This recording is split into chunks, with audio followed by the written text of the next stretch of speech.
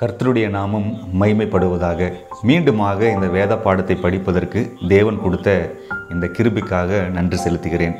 ஒரு வசனத்தை நம்ம வாசிப்போம். 1 யோவான் 2ஆம் அதிகாரம் 18வது வசனத்தை நாம் வாசிக்கும் பொழுது, பிள்ளைகளே, இது கடைசி காலமாயிருக்கிறது.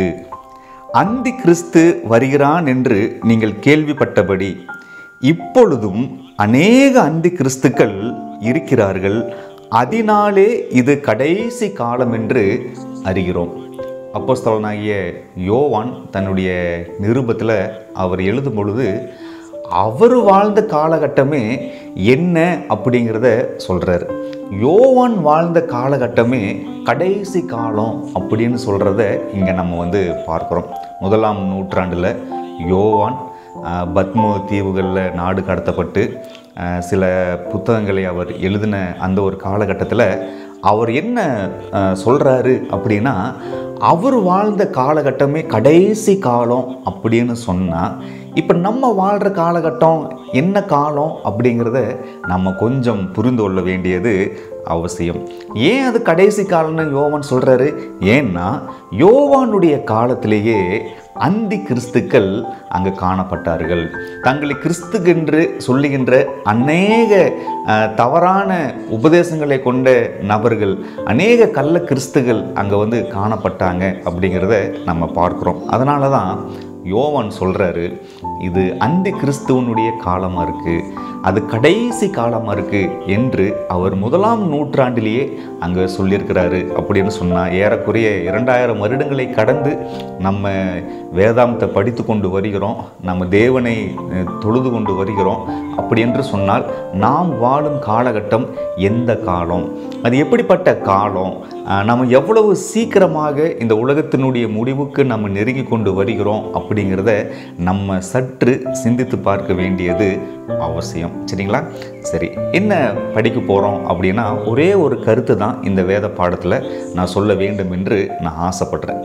யோவான் வாழ்ந்த காலகட்டமே கடைசி காலம் அப்படின்னா, நம்ம வாழ்கிற காலகட்டம் கடைசி காலமே முடியக்கூடிய, முடிவு காலமே முடியக்கூடிய ஒரு முடிவின் நேரத்தில் நம்ம வந்துட்டுருக்குறோம். இப்படிப்பட்ட நேரத்தில் நம்ம வேதாமத்தில் எப்படிப்பட்ட சத்தியங்களை படிக்க வேண்டும் அப்படிங்கிற ஒரு கேள்வியை நம்ம கேட்க வேண்டியது அவசியம். இன்றைக்கு எல்லா சபைகளிலும் எப்படிப்பட்ட சத்தியங்கள் சொல்லப்படுகின்றது? இந்த காலகட்டத்தில் நாம் படிக்க வேண்டிய சத்தியங்கள் எது? வேதாந்தத்தில் மிக முக்கியமாக நம்ம படிக்க வேண்டிய புத்தகங்கள் எது அப்படிங்கிறத நம்ம சிந்தித்து பார்க்க வேண்டியது அவசியம். வேதாந்தத்தில் 66 புஸ்தகங்கள் இருக்குது. 66 புஸ்தகங்களும் நமக்கு முக்கியம்தான், ரொம்ப ரொம்ப முக்கியம். எல்லாவற்றையும் படிக்கணும். ஆனால் இந்த நேரத்தில், இந்த நிகழ்காலத்தில் நம்ம படிக்க வேண்டிய ஒரு புத்தகம் இருக்கா? அதை நம்ம படிக்க வேண்டுமா? ஒருவேளை இது யாராவது வேதாந்தத்தில் இந்த புத்தகத்தை குறிப்பாக நீங்கள் படிங்க, குறிப்பாக 2ஆம் வருகைக்கு முன்பதாக காத்து கொண்டிருக்கிற தேவனுடைய பிள்ளைகள் சபைகளில் ஒன்று கூடி இந்த ஒரு புத்தகத்தை நீங்கள் தியானம் பண்ணுங்க, படியுங்க, ஆராய்ச்சி பண்ணுங்க அப்படின்னு யாராவது சொல்கிறாங்களா அப்படிங்கிறத நம்ம வேதாந்தத்தில் நம்ம பார்க்க வேண்டும். சரிங்களா? ஒரு ஆச்சரியமான ஒரு விஷயம் என்ன அப்படின்னா, ஒரு நபர் இப்போ நம்ம வாழ்கிற காலகட்டத்தில் இந்த 66 புஸ்தகங்களில் மிக முக்கியமாக ஒரு புத்தகத்தை படிக்க வேண்டும் அப்படின்னு சொல்கிறார். சரிங்களா? சொல்லுகின்ற நபர் சாதாரண நபர் இல்லை, அவர் ஆச்சரியமான ஒரு நபர். சரிங்களா? ஆச்சரியமான ஒரு நபர். அவர் சொல்கிறத நம்ம கண்டிப்பாக கேட்கணும். சரிங்களா?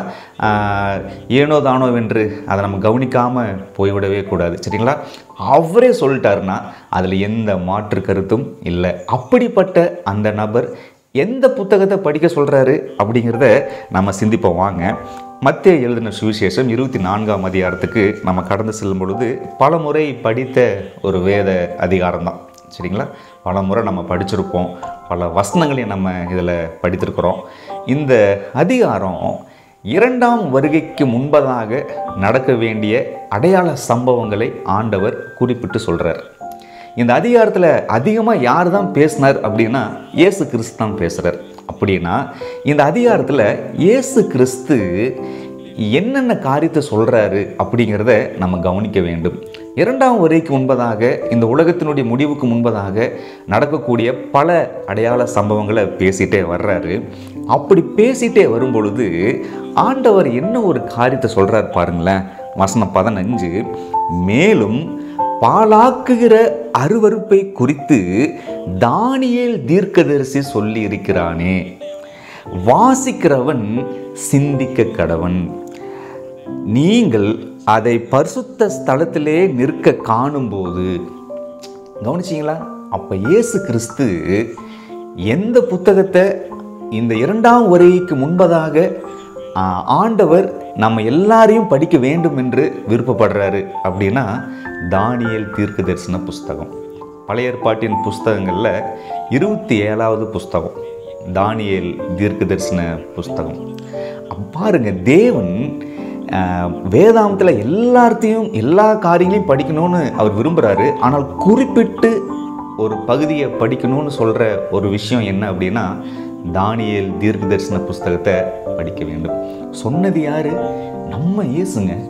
இயேசு கிறிஸ்துவே தானியேல் புஸ்தகத்தை படிக்க சொன்னார் அப்படின்னா நம்ம எவ்வளவு கவனம் கொடுத்து, எவ்வளவு அங்கே அக்கறை எடுத்து, அதற்கு நேரம் ஒதுக்கி இந்த தானியேல் புஸ்தகத்தை நாம் ஆராய்ந்து பார்க்க வேண்டியது அவசியமாக காணப்படுகிறது.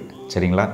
ஆனால் பாருங்கள், நீங்கள் யோசிச்சு பாருங்கள், நம்முடைய சபைகளில் இந்த காலகட்டங்களில் எப்படிப்பட்ட சத்தியங்கள் சொல்லப்பட்டுருக்கு? ஒரே ஆசீர்வாதங்கள் நிறைந்த சத்தியங்கள் தானா? அல்லது நம்பிக்கைக்குரிய வாக்குத்தத்தம் உள்ள வெறும் சத்தியங்கள் தானா? அதெல்லாம் தேவை தான். ஆனால் அதை தாண்டி இப்போ நம்ம படிக்க வேண்டிய சத்தியங்கள் என்ன, எந்த புத்தகத்தை படிக்க வேண்டும் அப்படிங்கிறத ஆண்டவர் இங்கே நமக்கு சொல்லியிருக்கிறார். இந்த தானியேல் புஸ்தகத்தில் அப்படி என்னதான் இருக்குது, என்ன இருக்குது அப்படிங்கிறத மட்டும் நம்ம பார்க்கலாம். வருகின்ற ஒவ்வொரு பாடத்துலேயும் சில முக்கியமான கருத்துக்களை நம்ம படிக்க போகிறோம். இந்த தானியேல் புஸ்தகம் பல தீர்க்க தரிசன சம்பவங்களை உள்ளடக்கின புஸ்தகம். முதலாவது, அது சரித்திரத்தில் நிறைவேறின காரியங்கள், இப்போ நடந்து கொண்டிருக்கிற காரியங்கள், இனிமேலும் நடக்கின்ற பல தீர்க்க தரிசன காரியங்களை கொண்ட ஒரு புத்தகம் தானியேல் புத்தகம்.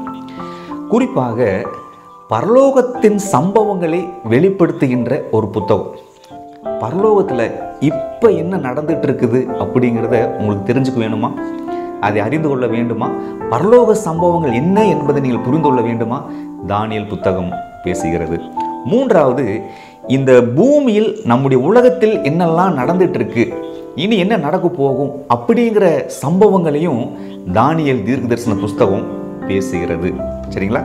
நாலாவது, நம்ம வாழ்கிற காலம் எப்படிப்பட்டது, இது எப்படிப்பட்டதான ஒரு காலமாக இருக்குது, நான் என்ன செய்யணும் அப்படிங்கிறத நான் புரிந்து கொள்வதற்கு தானியேல் புஸ்தகத்தை நாம் படிக்க வேண்டியது அவசியம். மிக முக்கியமாக சரித்திரத்திலிருந்து இப்போ வரைக்கும் இனி எதிர்காலத்தில் ஒவ்வொரு காலகட்டத்திலையும் பெரிய பெரிய சாம்ராஜ்யங்கள் உலகத்தை ஆட்சி செய்தது. பாபிலோன், மேதிய பெர்ஷியா, கிரேக்கம், அஞ்ஞான ரோம், இந்த மாதிரி பல தேசங்கள், ராஜ்யங்கள் உலகத்தை ஆட்சி செய்தன. இப்போ எந்த ராஜ்யம் ஆளுகை செஞ்சிட்ருக்கு, இனிமேல் எந்த ராஜ்யம் இந்த உலகத்தை ஆளுகை செய்யும் அப்படிங்கிறது குறித்தும் தானியேல் புஸ்தகம் அங்கே பேசுகிறதுங்கிறத நம்ம பார்க்குறோம். சரிங்களா? அது மட்டும் இல்லை, ஒவ்வொரு அதிகாரங்களை, வசனங்களை படிக்கும் பொழுது நம்முடைய ஆவிக்குரிய வாழ்க்கைக்கு தேவையான பாடங்களையும் இந்த தீர்க்க தரிசன புஸ்தகம் நமக்கு அங்கே சொல்லி கொடுக்கின்றது. சரிங்களா? எல்லாவற்றுக்கும் மேலே சில கால தீர்க்க தரிசனம் இந்த தானியேல் புஸ்தகத்தில் சொல்லப்பட்டிருக்கு. எந்த வருடங்களில், எந்த காலங்களில் என்ன சம்பவம் நடக்கும், நடந்துட்டுருக்கு அப்படிங்கிற துல்லியமான சில கால தீர்க்க தரிசனங்கள் இந்த புத்தகத்தில் சொல்லப்பட்டிருக்கு. சரிங்களா? அப்படின்னு சொன்னால் இயேசுவே சொன்ன தானியேல் புத்தகத்தை நீங்களும் நானும் படிக்க வேண்டியது ரொம்ப ரொம்ப அவசியமாக காணப்படுகிறது. எனவே உங்கள் சபைகளில் தானியேலிருந்து சொல்லப்படுதா அப்படிங்கிறத சிந்திச்சு பாருங்கள். நாம் எல்லாரும் சேர்ந்து தானியேல் புத்தகத்தை படிப்போம். தேவன் நம்மை ஆசீர்வதித்து வழிநடத்துவாராக. ஆமீன்.